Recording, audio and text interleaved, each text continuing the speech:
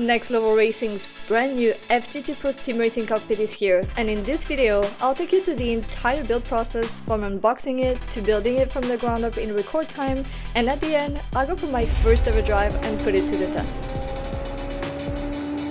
Hey guys, and welcome back to the channel. Next Level Racing just released their latest rig, the FGT Pro, and it might actually look familiar to you because it is an evolution of the MonkeyDriver cockpit. They have been rethinking the design in order to produce a rig that is both premium quality and accessible. I am super excited to try it out because the design is very different from the rigs that I have currently, and I'm very curious to see what the seating position, comfort and rigidity is going to be like. So let's actually take a quick look at this rig.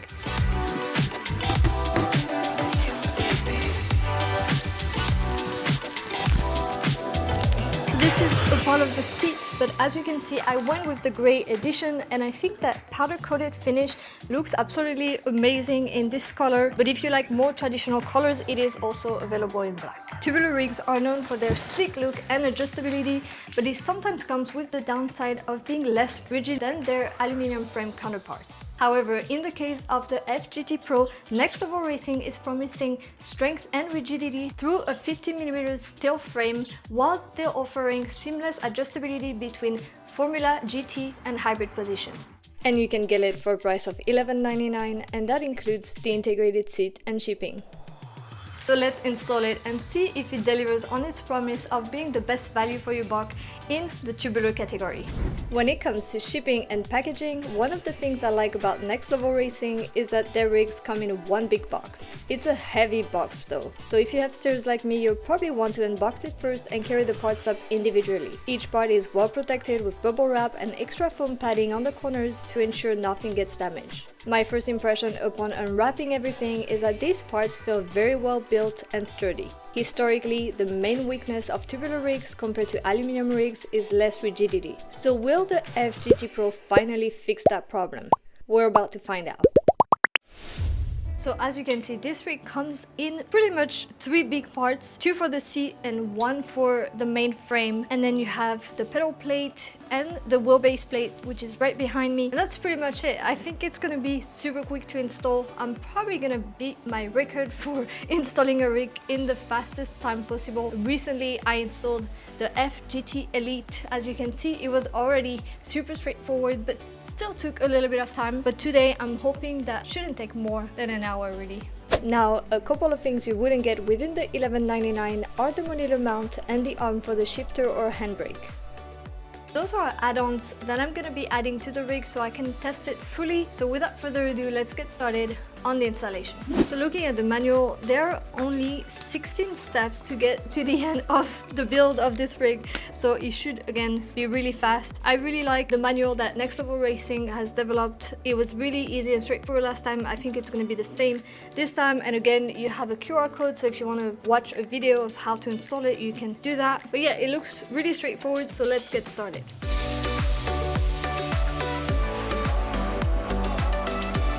The hardware is clearly labeled and separated properly, but in case you ever do need to make sure about which bolt you need, they provide this handy bolt length identification card.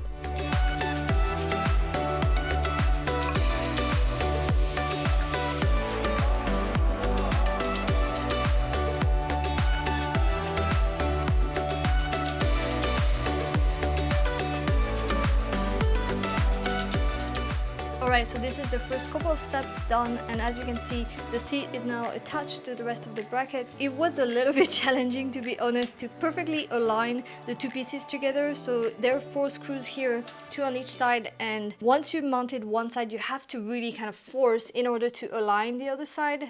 So it requires having some strength and some moving the rig around to be able to align it properly. But now that it's on, and there are a couple more screws also on the front that are holding everything together, I think it's gonna be pretty rigid. So the next step now is going to be installing the top of the seat here, and then the pedal plate and base plate, and that's gonna be pretty much it.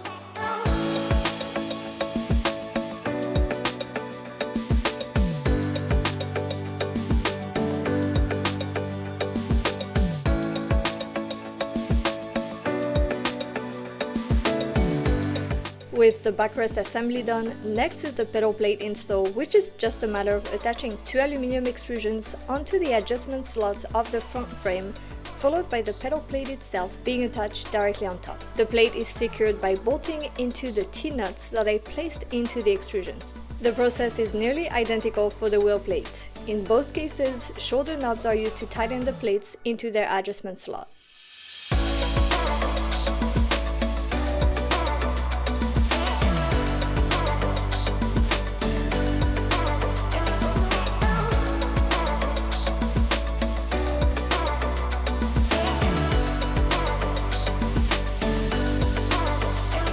So that's pretty much it. I just installed the plate for the wheelbase, and the only thing I have left really is to put the end caps for each of the aluminum pieces. But that's it, it's pretty much done. It's definitely been less than an hour, probably 45 minutes. It was super easy. The hardest part was actually to align the two big pieces of the rig together. But other than that, super easy, super straightforward, and all the other steps are just about adjusting the rig, adjusting your position. Of course, I do have the monitor mount and the arm for the shifter to install as well, which I'm gonna do right now. But if you're getting this rig, that's how long it's gonna take you to install it.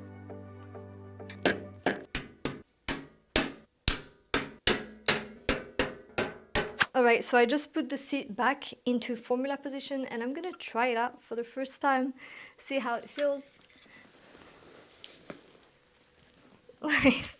It's actually pretty comfortable. I'm used to always having some kind of sides here, so it's definitely a new type of rig for me, but I think it feels pretty nice. You're really kind of in there, like you can't really move that much, even though you don't have sides like holding you. I'm clearly way too far right now from where the wheelbase would be, so thankfully there are a lot of adjustments they can make, so I would have to untie those and basically move the plate forward. Of course, if I am in that position, it would be way too high, so I'm gonna have to drop it down probably to the lowest setting when I am in formula position. But the best way to really test it out is to have everything installed, so let's get to the next part, the monitor mount.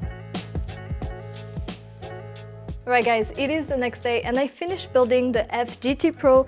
As you can see, I think it looks absolutely amazing, but we're gonna have to test it out because it is the newest add-on to Next Level Racing line and I want to make sure that it is as strong as they say it is. So today I'm going to be installing the gear on this, the wheelbase, the pedals and the monitor, so that I can try it out in my favorite sims. But before we get there, I want to take a proper look at this thing, and actually I have the FGT 160 Elite that I just built right next to it to show you guys the proper comparison between a tubular rig and an aluminum frame rig. And what you can see, I don't know from your angle, but from where I stand, you can clearly see how much narrower this thing is. And one thing that I realized when I was moving this to put it right next to this rig is how light this thing is. And you can see I can move it fairly easily around. This one, I just moved it and I can tell you it was much harder to move around. Now the other thing, of course, is the look. This tubular rig is powder coated in a metallic gray finish, while this one, of course, is a matte black. So it is a very sleek look. I really like it, but I think it's just a question of preference.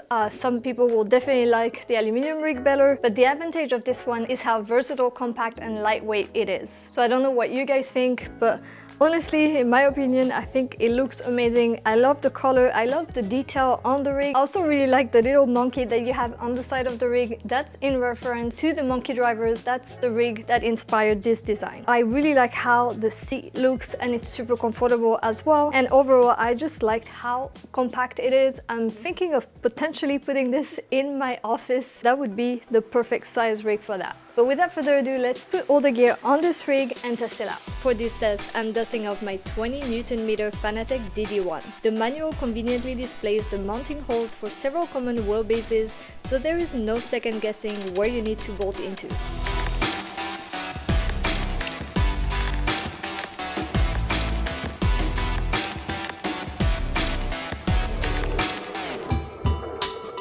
For the pedals, I'm using the Moza CRP V1s and I'm bolting each pedal directly onto the pedal plate.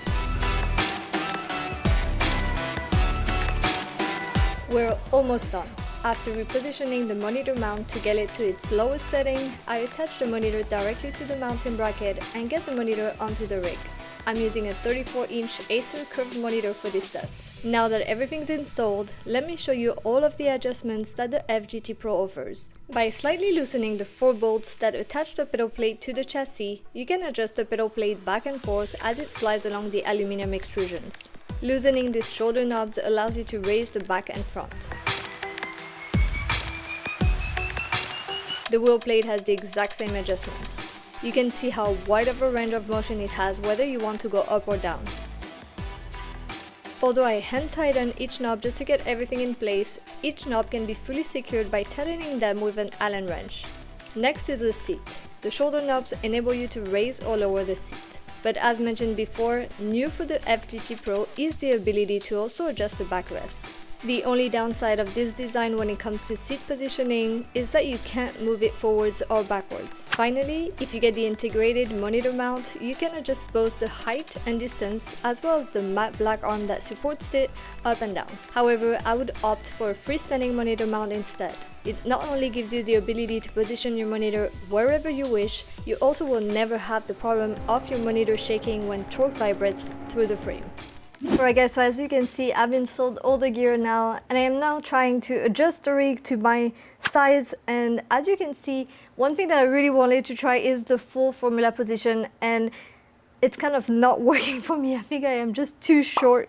So the pedals are fine because I'll be able to bring them forward more, but the problem is mostly on the wheelbase. So as you can see, it's still too far and I've done everything I could to bring it forward. I had to lift the back up a little bit and angle it so that I would have a normal field of vision, and I'm sure you can see that it's still kind of high, but it's okay because of the way I am sitting. It's not so bad, but it's still a little bit far. My arms are a little bit too extended, so I think I'm gonna have to go one position up from the full formula position just because it's slightly too far for me. So you can see here, I moved the plate as much as I could. It's literally on the edge for the T-nuts, and if I keep pulling forward, it would just fall out. So there is no other way for me to really make it any closer. Same thing at the end over there. The bars that are holding the plate are all the way forward, so there is really no option for me, unfortunately.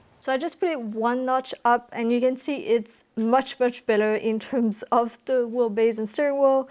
I'm much closer, so it's good. It doesn't feel as much as a formula position anymore. It's definitely more hybrid. It's super comfortable for sure. I will also have to put the pedals a little bit up now that I'm here because it's not the best angle. I should be up here probably.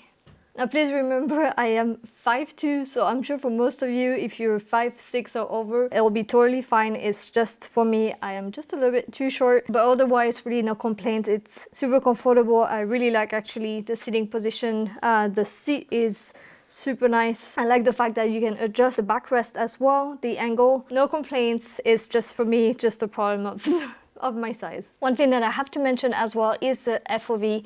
You can see that it's definitely pretty far from where I stand. This is not the biggest screen for sure, but still I think in a normal setting I would have it right behind the wheelbase, so it would be around here, which would make my field of view a lot closer. That's the problem when you go with a chassis mounted monitor mount, because you just can't really adjust it. So definitely I would go with a freestanding monitor for this chassis in particular, but I think for any rig I usually like to have the freestanding just because you have a lot more freedom in terms of where you place it, and it's usually also avoid any problem with stability, especially if you have a heavy monitor or triple monitor setup. It will definitely be a lot better with a freestanding monitor mount. Right guys, I've adjusted everything now. Everything is set up, plugged, and I have iRacing launched. So let's put this thing to the test.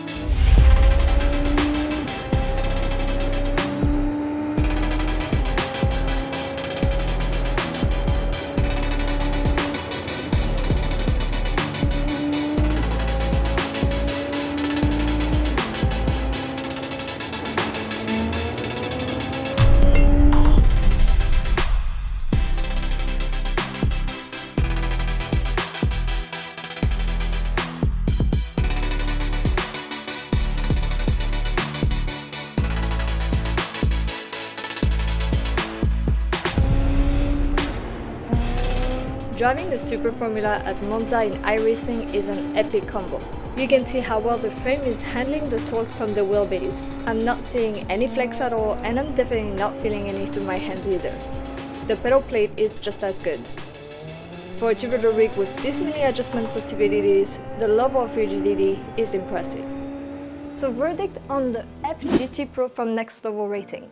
To be completely honest, I was really impressed with this rig. I had no expectations whatsoever. I've had good experiences with tubular rigs in the past, but this one is pretty different. It's very compact and it comes in only 3 pieces. So I wasn't sure if it was going to be as sturdy as they claim, and I have to say it is definitely super strong. It's very robust. They are using a 50mm steel tube, which is pretty much the standard now for tubular rigs. That was part of the upgrades that they've done on this rig compared to the MonkeyDriver. And another thing is the adjustments. So they've made sure that you can adjust pretty much everything on the rig so that it can fit a wider variety of sizes. And of course, I love the fact that it is so versatile. You can adjust pretty much everything very easily, and it is still super strong. And that's the main advantage with this rig, is that you don't have to compromise rigidity for versatility. One thing to note, as I mentioned earlier, is about the monitor mount.